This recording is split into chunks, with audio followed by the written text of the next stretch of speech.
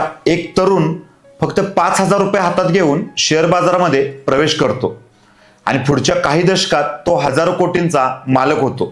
हे एखाद्या चित्रपटात शोभेल असं वाटतं ना, पण ही कथा आहे आपल्या भारतातल्या बिग बुल म्हणजेच राकेश झुनझुनवाला यांची। राकेश झुनझुनवाला हे नाव केवळ शेअर बाजारापुरतं मर्यादित नाही, तर ते भारताच्या आर्थिक इतिहासाचा एक महत्त्वाचा भाग ठरले आहे। त्यांना अनेकदा भारतीय वॉरेन बफेट असं म्हटलं जातं, पण त्यांच्या यशामागचं गणित आणि तत्वज्ञान पूर्णपणे मूळचं भारतीय आहे। व्यवसाय, जोखीम, अभ्यास आणि दूरदृष्टी यांची त्यांनी एकत्र सांगड घातली होती। राकेश झुनझुनवाला यांचा जन्म 5 जुलै 1960 रोजी राजस्थानमधील एका मारवाडी कुटुंबात झाला।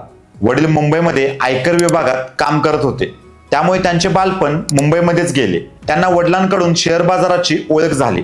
लहानपणीच त्यांनी वडिलांना एक प्रश्न विचारला, बाजारात शेअरचे भाव वाढतात तरी का? हे कुतूहलच पुढे त्यांच्या यशाचं कारण ठरलं। घरात या विषयावर चर्चा होत असल्याने राकेश लहानपणापासूनच शेअर बाजारात रस घेऊ लागले। देशात आणीबाणी नुकतीच संपली होती आणि एक तरुण आपल्या वडिलांना सांगतो की तो शेअर बाजारात उतरू इच्छितो।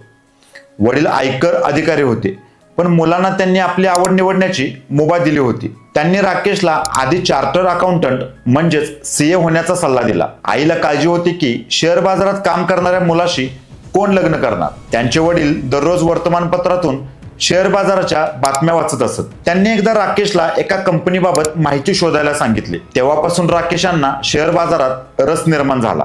त्यांनी सिडेनहॅम कॉलेजमधून वाणिज्य शाखेतील पदवी घेतली आणि 1985 साली चार्टर्ड अकाउंटंट म्हणजेच सीए ही पदवी प्राप्त केली।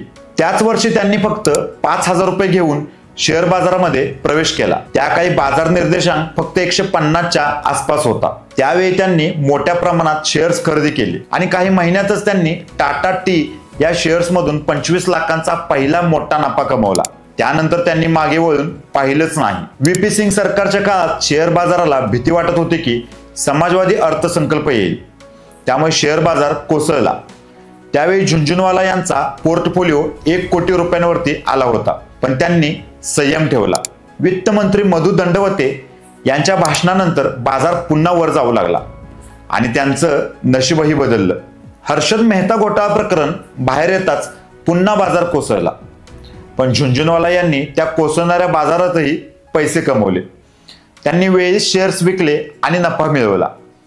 त्यांनी टाटा ग्रुपच्या टायटन कंपनीवरती विश्वास ठेवला, जेव्हा ती कंपनी नुकसानीत चालू होती आणि शेअर 20 ते 30 रुपयांवरती होते, पण त्यांनी संयम आणि विश्वास ठेवला। 2022 मध्ये त्यांच्या एकूण पोर्टफोलिओचा 1/4 भाग टायटन मध्ये होता। राकेशजींच्या गुंतवणुकीचा पाया होता दृष्टिकोन, संयम आणि सखोल अभ्यास। त्यांनी केवळ भावनेवर आधारित ट्रेडिंग कधीच केलं नाही। त्यांचा विश्वास होता की शेअर बाजार हे थोडक्यात लोकांसाठी झटपट श्रीमंत होण्याचं साधन नसून संयमाने चालवलेलं दीर्घकालीन यश मिळवण्याचं क्षेत्र आहे। त्यांनी Titan company, Lupin pharma, Crisil, Praj industries, फास्टिंग हेल्थकेअर अशा अनेक कंपन्यांमध्ये दीर्घकालीन गुंतवणूक केली। विशेषतः टायटनमध्ये त्यांची गुंतवणूक इतकी यशस्वी ठरली की लाखो लोकांनी त्यांची पद्धत अनुसरून गुंतवणूक करण्यास सुरुवात केली। त्यांनी कंपनीच्या फंडामेंटल्सवर विश्वास ठेवून शेअर्स दीर्घकालीन ठेवले, ज्यामुळे अनेक पटीने त्यांना नफा झाला। त्यांच्या विचारांमध्ये घाई नाही, संयम ठेवा ही भूमिका कायम होती। शेअर बाजारातील त्यांची भूमिका आणि प्रभाव यासाठी त्यांना शेअर बाजारातील बिग बुल असं म्हटलं जातं, कारण त्यांनी अनेक कंपन्यांच्या यशस्वीतेचा अंदाज वर्तवला होता।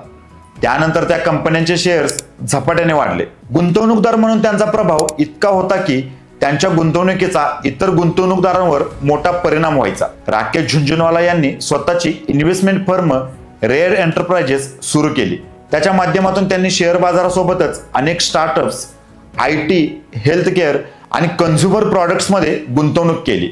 त्यांचा प्रभाव इतका होता की ज्या कंपनीत ते गुंतवणूक करत ते शेअर्स लगेच चर्चेत यायचे, ज्याला झुनझुनवाला इफेक्ट म्हणायचे। Market is the temple of capitalism, respect it, worship it and you should be rewarded हे त्यांचे नेहमीचे शब्द। आपल्या तर शेवटच्या काळात राकेश झुनझुनवाला यांनी एक नवीन स्वप्न पाहिलं। अकासा एअर ही विमान कंपनी सुरू केली। 2021 साली या विमान कंपनीमध्ये गुंतवणूक करून भारतातील स्वस्त विमान सेवा क्षेत्रात प्रवेश केला। भारतात कमी किमतीतील विमान सेवा सुरू करणे हे त्यांचं स्वप्न होतं आणि त्यांच्या मृत्यूपूर्वीच या कंपनीचं पहिलं विमान आकाशात झेपावलं. हे त्यांचं धाडस आणि उद्योजक वृत्तीचं मोठं उदाहरण आहे. 45,000 कोटी रुपयांची संपत्ती असलेल्या राकेश झुनझुनवाला यांचे निधनापूर्वीचे शेवटचे शब्द होते, मी व्यावसायिक जगात यशाच्या शिखरावर पोहोचलो आहे. माझे आयुष्य इतरांना यश म्हणून दिसते, तथापि मला कामाशिवाय कोणताही आनंद मिळाला नाही. त्यांच्या आयुष्यात जितका पैसा महत्वाचा होता, तितकाच त्यांचा आनंद, कुटुंब आणि साधेपणा यावर विश्वास होता. ते पत्नी रेखा झुनझुनवाला आणि 3 मुलांसह मुंबईत राहत होते. त्यांच्या भाषणांमधून, मुलाखतीमधून आणि मजेदार विनोदांमधून ते लोकांच्या मनात घर करून राहायचे. 14 ऑगस्ट 2022 रोजी त्यांचं मुंबईमध्ये निधन झालं. वयाच्या 62व्या वर्षी त्यांनी जगाचा निरोप घेतला, पण एक अमूल्य वारसा मागे ठेवला. तो म्हणजे आर्थिक शिस्त, आत्मविश्वास आणि भारतीय शेअर बाजारात दूरगामी विचारांचा ठसा.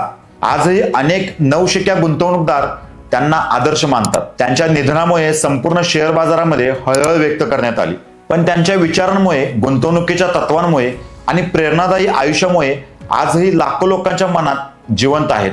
प्रेरणा म्हणून राकेश झुनझुनवाला यांचं आयुष्य आपल्याला शिकवतं की कुठल्याही सुरुवातीसाठी लाखो रुपयांची गरज नसते. गरज असते ज्ञान, संयम आणि दूरदृष्टीची. पैसा कमावणं महत्वाचं असतं, पण त्यामागे तत्वज्ञान आणि जबाबदारी असणं अजून महत्वाचं असतं. स्वतःच्या यशातून इतरांना मार्गदर्शन करणं ही खरी यशस्वीतेची खूण आहे. आज आपण जरी राकेश झुनझुनवाला यांना प्रत्यक्षात पाहू शकत नसलो, तरी त्यांचे विचार, त्यांच्या यशाचं तत्वज्ञान आणि त्यांनी दिलेलं मार्गदर्शन हे आपल्यासारख्या सामान्य गुंतवणूकदारांसाठी प्रेरणास्रोत ठरत आहे.